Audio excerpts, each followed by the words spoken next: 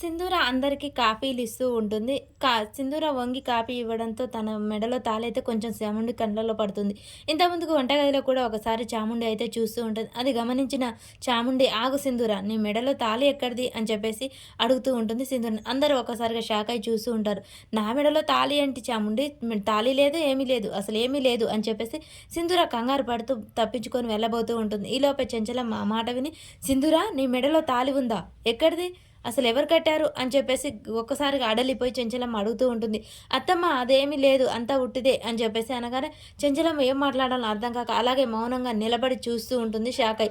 ఇక ఇంతలోపే చాముండి అడ్డు తిరిగి, "ఆగు సింధూర, ఒక్క నిమిషం ఆగు" అని చెప్పేసి ఇక సింధూర మెడ మీద అయితే చేయబెట్టబోతూ ఉంటుంది. "సింధూర, చాముండి వదులు, వదులు" అని చెప్పేసి వదిలించుకుంటూ ఉంటుంది. "ఆగు సింధూర, నీ మెడలో తాళి ఉంది, నేను చూశాను" అని చెప్పేసి బలవంతంగా అయితే బయటికి లాగేస్తుంది. అలా చాముండి తాళి బయటికి లాగడంతో చెంచలమ్మ, చంటి, కేశవ అందరూ ఒక్కసారి షాక్ అయి చూస్తూ ఉంటారు. మరి చెంచలమ్మ సింధూర మెడలో ఉన్న తాళి ఎవరు కట్టారని చెప్తుందా? చంటి నేను కట్టానని ఒప్పుకుంటాడా? ఇంకా ఏ విధంగా చెప్తారు? జరిగింది తెలుసుకొని మరి సింధూర, చంటిని ఒకటి చేస్తారా? లేకుంటే అసలు ఇది పెళ్లిగా ఒప్పుకోను అని చెప్పేసి దూరం చేస్తుందా? అసలు ఏం చేస్తుంది చెంచలమ్మ అనేది మనకు రేపటి ఎపిసోడ్‌లో తెలుస్తుంది ఫ్రెండ్స్.